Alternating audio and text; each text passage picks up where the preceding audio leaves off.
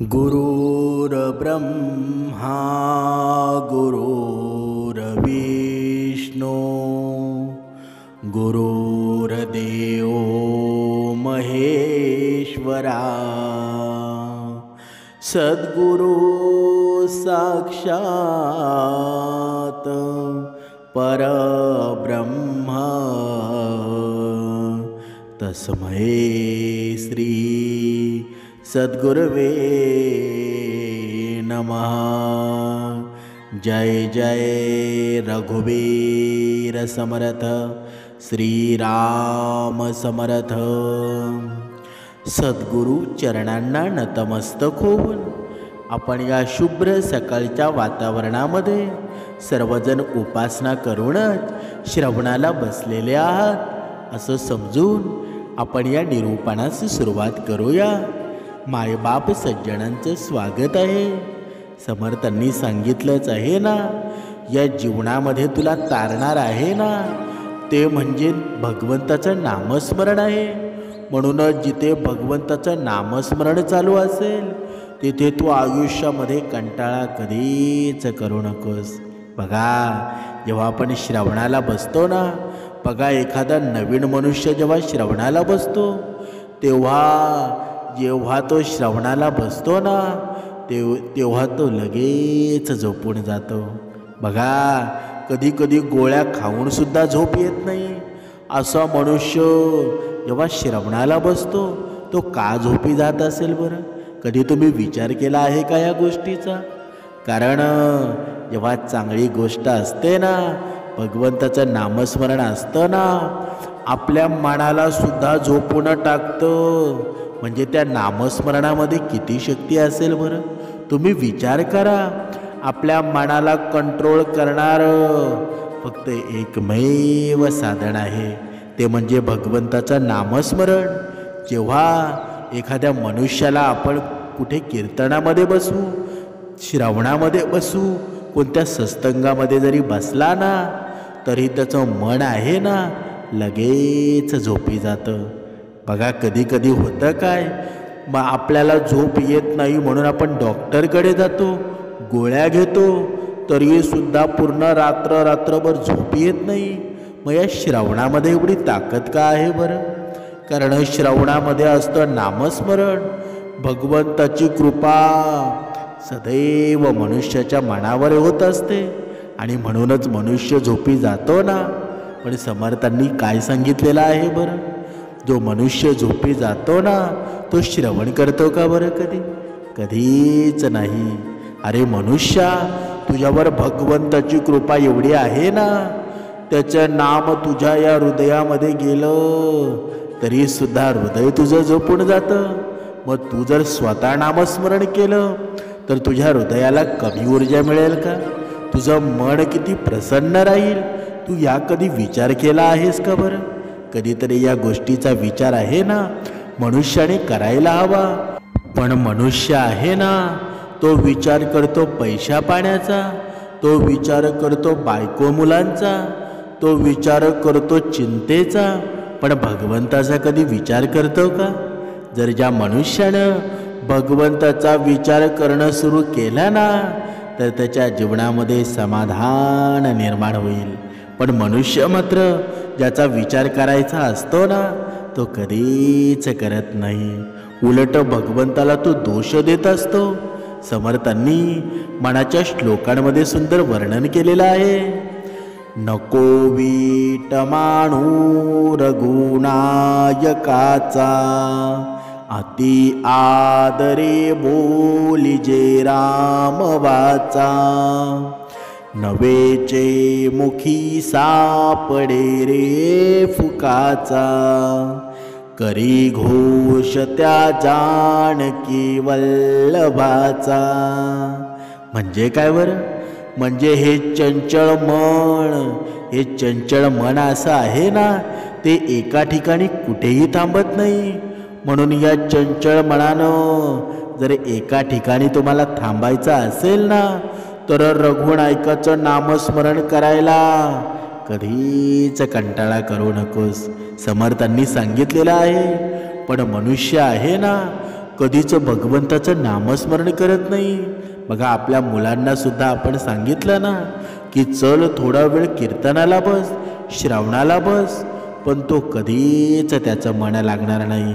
पण त्याला दुसरीकडे सांगितलं की बघा तुला मोबाईलमध्ये गेम खेळायला देतो, 10 मिनटं तू गेम खेळ, तो 1 तास मोबाईलवर घालवेल, पण श्रवणामध्ये तो बसणार नाही.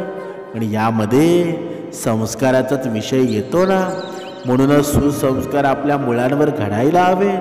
समर्थांनी सांगितलेलं आहे ना की आजच्या या कलियुगामध्ये आत्महत्या करणारी मुलं आईबापानं थोडं तरी काही बोललं ना की लगेच त्याचा राग येतो आणि लगेच ही मुलं आत्महत्या करतात. म्हणजे आईबापानं आपल्याला लहानपणापासून तळ हाताच्या फोडाप्रमाणे जपलं आणि आपण त्यांचा राग बघा एवढा मनावर घ्यावा की लगेच आपण आत्महत्या करावी. एवढे संस्कार शून्य आपण असो ना, मग या जीवनाचा काही फायदा आहे का? म्हणून प्रत्येक मातापित्याला सांगणं आहे, आपली मुलं कमी शिकली तरी चालतील, पण संस्कार शून्य करू नका. हे संस्कार आहेत ना, मनुष्याच्या जीवनामध्ये जर चांगले संस्कार झाले नाहीत ना तर मनुष्याच्या जीवनामध्ये अधोगती निर्माण करत असतात. बघा मोठमोठी शिक्षण घेतलेली मुलं आत्महत्या करतात. याला कारण काय आहे? कारण आपण दिलेले ते संस्कार आहेत, म्हणजे ते संस्कार शून्य जीवन मुलं जगत आहेत. जर आपण त्यांना शिक्षणाच्या सोबतच आपण सुसंस्कार दिले असते ना तर आज आपल्या मुलाने आत्महत्या केली नसती. म्हणून प्रत्येक आईबापानं सुद्धा आपल्या मुलाला श्रीरामाचं नाम घ्यायला लावा, दत्तगुरूंचं नाम घ्यायला लावा, तेव्हाच आपल्या जीवनामध्ये खरी शक्ती निर्माण होईल ना. बघा मगाशी सांगितल्याप्रमाणे हे मन आहे ना ते खूप चंचल आहे, म्हणून आपण श्रीरामाचं नामस्मरण घ्यायला कंटाळा करू नका. ते अतिशय आदरपूर्वक वाणीने घ्यायला सुरुवात करा, कारण त्याने तुझा काही खर्च होणार आहे का बरं? काहीच नाही ना. आणि मुखानं केलेल्या नामस्मरणानं भगवंत फुकटातच सापडतो ना. फुकटात आपल्यावर करुणा करत असतो, कृपा करत असतो. म्हणूनच त्या जानकी वल्लभाचा म्हणजे सीतापती श्रीरामचंद्रांचा आहे ना तो प्रत्येकाने जयघोष करायला हवा. पण समर्थांनी ओरडून सांगितलेलं आहे की मनुष्य तू चांगल्या वाटेवर ये, पण मनुष्य मात्र जिथे काटे आहेत ना तिथेच जायला बघतो. मनुष्याच्या जीवनामध्ये काही अशा सवयी असतात ना मनुष्याला अधोगती निर्माण करत असतात. पहिली सवय म्हणजे डोके न झुकवता मंदिरासमोरून जाणं. बघा कधी आपण आहे ना, बघा कुठे मंदिर दिसला ना आपोआप माथा आपल्या बघा चरणावर पडत असतो. म्हणजे आपण नकळत भगवंताच्या चरणावर आपला माथा ठेवत असतो.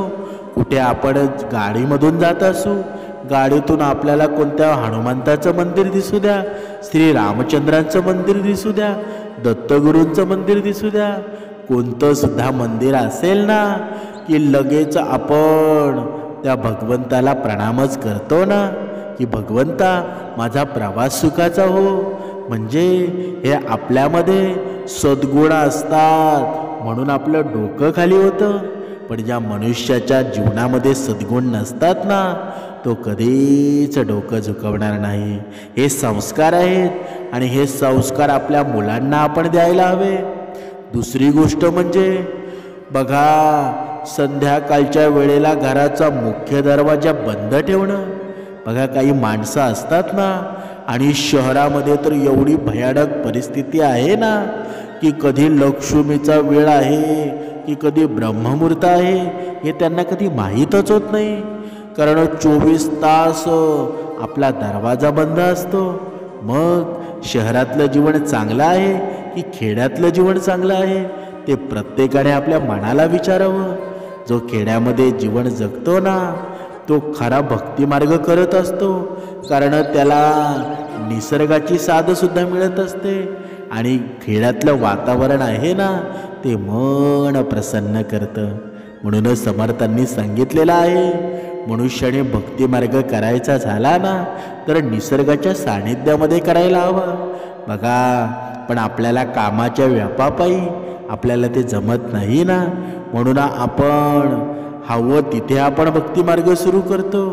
तरीसुद्धा समर्थांनी आपल्याला परवानगीच दिलेली आहे ना, तुझं फक्त मन निर्मळ ठेव, बाकी सर्व काही भगवंत पाहून घेईल. म्हणजे मनुष्याचं जोपर्यंत मन निर्मळ होत नाही, एकचित्त होत नाही, तोपर्यंत मनुष्याच्या जीवनामध्ये अधोगती कधीच थांबणार नाही. आता तिसरी गोष्ट पाहूया, म्हणजे या ज्या सवयी सांगत आहेत ना त्या मनुष्याला भिकारी बनवत असतात, मनुष्याच्या जीवनामध्ये दुःख निर्माण करत असतात. बघा, तिसरी गोष्ट आहे उपवास किंवा सणाच्या दिवशी पत्नीशी संबंध ठेवणं. ही सुद्धा गोष्ट आहे ना, प्रत्येक पतीने किंवा प्रत्येक पत्नीने जर तुम्ही भक्तिमार्गामध्ये असाल तर उपवासाच्या दिवशी कधीच संबंध ठेवू नका. उपवासाच्या दिवशी म्हणजे बघा, एकादशी असेल, चतुर्थी असेल, या दिवशी कधीच संबंध ठेवू नका. कारण ह्या गोष्टी आहेत ना तुम्हाला छोट्या वाटत असतील पण तुमच्या जीवनामध्ये पाप निर्माण करत असतात. कारण आपण भगवंताच्या या नामस्मरणामध्ये असतो आणि जेव्हा भगवंताच्या नामस्मरणामध्ये हे मन असतं ना तेव्हा सर्व आपले अवयव आहेत ना, आपल्या अवयवातून आपल्या नकळत भगवंताचे नामस्मरण निघत असतात. म्हणून आपलं मन आहे ना, आपलं पूर्ण शरीर आहे ते भगवंत रूप झालेलं असतं. म्हणून जेव्हा उपवास असेल ना तेव्हा कधीच संबंध ठेवू नका. आता चौथी गोष्ट पाहूया की कोणतंही काम आनंदाने न करणं, घरामध्ये वादविवाद होणं. बघा, कधी कधी आपण पाहतो ना आपल्या आयुष्यामध्ये सर्व काही ठीक असतं पण आपल्या घरामध्ये एखादा मनुष्य असतो ना, आपली पत्नी असते किंवा आपला पती असतो, एवढा विनाकारण त्रास देतो, त्या त्रासाला कंटाळून आहे ना आपल्या घरामध्ये वादविवाद होतात आणि आपल्या घराचं पूर्ण भगवंतमय वातावरण आहे ना ते दारिद्र्य होऊन जातं. जर असा कुठला व्यक्ती आपल्या घरामध्ये असेल तर त्याला वेळीच धडा शिकवायला हवा. पण तो धडा शिकवायचा कसा बरं? तो धडा शिकवायचा म्हणजे त्याच्या समोर आपण उपासना करायची, त्याच्या समोर आपण रोज 2 वेळची उपासना करायची, त्याच्या समोर मनाचे श्लोक वाचायला घ्या, त्याच्या समोर दासबोध वाचायला घ्या. म्हणजे जेवढा मनुष्य वाईट मार्गावर असेल तेवढा आपण त्याला सद्गुण रूपी हे अमृत पाजून तो नक्कीच माणसात येऊ शकतो. आणि हे सामर्थ्य रूपी नामस्मरण आहे ना, बघा, ज्यावेळी रामायणामध्ये आपण पाहिलं ना, ज्यावेळी नारद मुनी त्या वाल्या कोळ्याला भेटले तेव्हा एका शब्दानं वाल्या कोळीचं जीवन बदललं ना. म्हणजे संगती आहे. जर तुमची संतांची कधी भेट झाली ना तर कधी तुमचं जीवन बदलून जाईल सांगता येत नाही. म्हणूनच समर्थांनी सांगितलेलं आहे ना, मन वळू नये अशी श्रद्धा हवी, निष्ठा ढळू नये अशी भक्ती हवी, सामर्थ्य संपू नये अशी शक्ती हवी आणि कधीच विसरू नयेत अशी नाती हवी. या सगळ्या गोष्टी आपल्या आयुष्यामध्ये आहेत का बरं? कधीतरी या गोष्टीचा विचार करा. नाहीतर आपण मी किती सुंदर आहे, मी किती चांगला आहे या गोष्टीचा आपण विचार करतो, पण आपली नाती आपल्या सोबत आहेत का? आपल्याला लोक काय म्हणतात, आपली समाजामध्ये किंमत होते का, या गोष्टीचा आपण कधी विचार करत नाही. म्हणूनच समर्थांनी सांगितलेलं आहे ना, म्हणून अगोदर आपली श्रद्धा आहे ना ती भगवंतावर ठेवा. कारण तुमची निष्ठा कधी ढळेल? कारण आजकालच्या या कलियुगामध्ये देव बदलणारे भक्त निर्माण झालेले आहेत. देवसुद्धा चेंज करतात. जसा माहोल येईल ना, कुठे हनुमंतांचा चमत्कार दिसला की लगेच हनुमंतांची भक्ती करायला सुरुवात करतो. कुठे श्रीकृष्ण स्वारींचा चमत्कार दिसला, लगेच हनुमंतांची भक्ती सोडून श्रीकृष्णाजींची भक्ती तयारी सुरुवात करतो. मग तू अशा वेगवेगळ्या भक्त्यांमार्गे लागून मग तुला कोणता भगवंत भेटेल का बरं? कधीच भेटणार नाही. सर्व भगवंताची रूप एकच आहेत. पण थोड्या दिवस हनुमंतांचं पूजन करायचं, थोड्या दिवस दत्तगुरूंचं पूजन करायचं, थोड्या दिवस श्रीकृष्णांचं पूजन करायचं. यावेळी श्रद्धा आहे ना, ती एक राहत नाही. म्हणून तू एकच कोणत्या तरी देवाची भक्ती कर. रामाची कर, कृष्णाची कर किंवा हरीची कर, पण तू एकच कुठेतरी लक्ष ठेव. ज्याप्रमाणे आंधळ्याला आरशाची आणि बहिऱ्याला संगीताची किंमत नसते ना, त्याप्रमाणे विश्वासघातकी माणसाला स्वार्थापुढे कशाचीही किंमत नसते. म्हणून आयुष्यामध्ये आहे ना, मनुष्य विश्वास ठेवतो तो बघा आपल्याला जो स्वार्थ देतो ना त्याच्याकडेच विश्वास ठेवतो. म्हणजे ज्या मनुष्यानं आपल्याला स्वार्थाची भावना निर्माण केली, दुःखाची भावना निर्माण केली, तिथेच तो मनुष्य जात असतो. म्हणजे ज्या माणसाकडून त्याला दुःख निर्माण होतं, त्या विश्वासघातकी माणसाच्या मागे लागून आपलं आयुष्य बर्बादच करतो ना. म्हणून समर्थांनी सांगितलेलं आहे, एकच भगवंताचं तू नामस्मरण घे, आणि जेव्हा तुझी भक्ती श्रेष्ठ होईल ना, तेव्हा आपोआप तुझ्या जीवनामध्ये प्रचिती यायला सुरुवात होईल.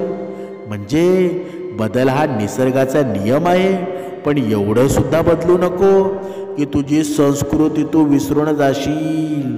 जेव्हा एखाद्या गोष्टीतून स्वार्थ निघून जातो ना, तेव्हा ती गोष्ट अधिक सुंदर होत असते. आणि जिथे स्वार्थ नाही ते फक्त नाम आहे. आणि हे नाम आहे ना, तुला भगवंतानं फुकट दिलेलं आहे. या फुकटच्या नामाचं तुझं जीवन सुंदर कर. पण मनुष्य असं कधी करतो का बरं? कधीच करत नाही. हे आयुष्य आहे ना, एवढं सुंदर आहे, पण त्या सुंदरतेमुळं आपल्या जीवनामध्ये तो अधोगती निर्माण करतो, परस्त्री गमन करतो. म्हणून आपल्या आयुष्यामध्ये आपण काय करावं ते आपण प्रत्येकाने ठरवायला पाहिजे. ज्याप्रमाणे हे भगवंताचं स्वरूप आपण या आत्म्यातून पाहायला हवं, पण ते आपण कधी पाहतो का बरं? कधीच पाहत नाही. म्हणून आपली चूक मान्य केल्याशिवाय आपण आहोत त्यापेक्षा चांगले कधी होऊ शकत नाही. आपली चूक मान्य करायला शिका. भगवंतापुढं आपलं हे मस्तक आहे ना, ते टेकवायला शिका. नुसता मीपणा आपल्या आयुष्यामध्ये कधी तुमच्या जीवनामध्ये दुःख देऊन जाईल ना, तुम्हाला कळणार सुद्धा नाही. म्हणून हा मीपणा सोडा. जोपर्यंत मीपणा तुमच्या आयुष्यातून जाणार नाही ना, तोपर्यंत काहीच करत नाही. म्हणून जेव्हा एखाद्या गोष्टीतून स्वार्थ निघून जातो ना, तेव्हा खरं उरतं ना, तर ते भगवंताचं नामस्मरण असतं. कोण काय म्हणतंय यापेक्षा आपलं मन काय म्हणतंय हे सगळ्यात जास्त महत्त्वाचं असतं ना. पण मनुष्य हे सर्व विसरून जातो आणि मग स्वतःच्या जीवनामध्ये दुःख करून घेतो.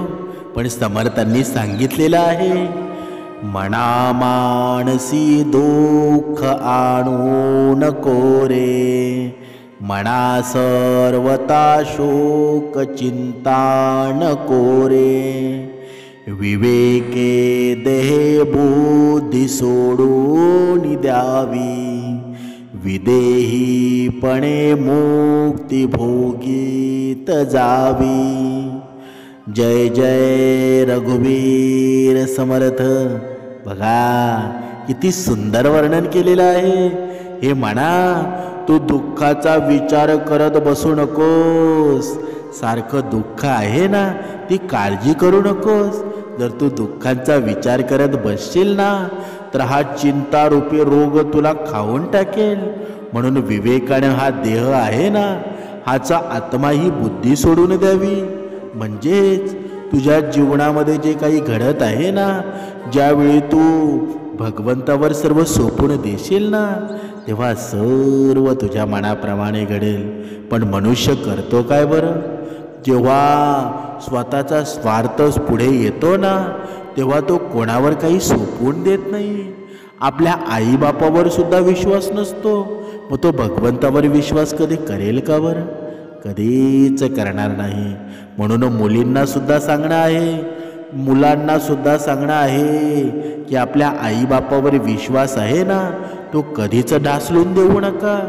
कारण आईबापाचा विश्वास ज्याने संपादन केला ना, तो भगवंताचा नक्कीच होतो. आपला आईबाप आहे ना, तुझं भगवंत आहे ना, तिचं माईबाप आहेत. म्हणून आईबापाला आयुष्यात कधीच विसरू नका. ज्याने आईबापाला विसरला ना, त्याची अधोगती निश्चित ठरलेली आहे. तुम्ही आईबापाला विसरून आईबापाला वृद्धाश्रमामध्ये ठेवत असाल, आईबापाला घरात ठेवून त्यांच्या जीवनामध्ये दुःख आणत असाल, तुम्ही कितीही भक्ती करा, कितीही मोठे कीर्तन करवा, कितीही मोठे श्रवण करा, कितीही मोठे विद्वान व्हा, तुमच्या जीवनामध्ये खरी भक्ती कधीच घडली जाणार नाही. म्हणून आयुष्यामध्ये आपल्या आईबापाच्या चेहऱ्यावर आनंद निर्माण करा. हीच खरी भक्ती आहे आणि हीच खरी श्रद्धा आहे, हीच खरा विश्वास आहे आणि हेच खरे कर्म आहेत. बाकी या जीवनामध्ये दुसरं काहीच नाही. आपलं मन पवित्र ठेवा, भगवंत तुमचाच आहे. जय जय रघुवीर समर्थ.